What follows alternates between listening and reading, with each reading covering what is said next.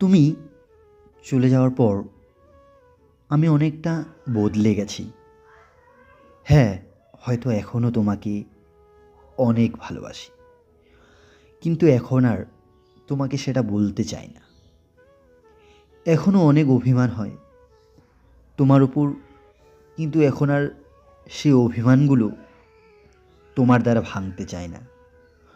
সত্যি বলতে এখনও তোমার সাথে কথা বলতে ইচ্ছে করে, কিন্তু ইচ্ছেগুলো নিজের মধ্যে মেরে ফেলতে শিখে গেছি।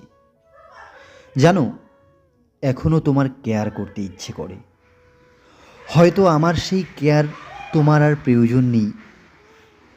এখনও মনের মধ্যে একটা অজানা কষ্ট উকি দেয়, যে কষ্টটা কাউকে না বলেই নিজের মধ্যে রেখে হাসতে শিখে গেছি।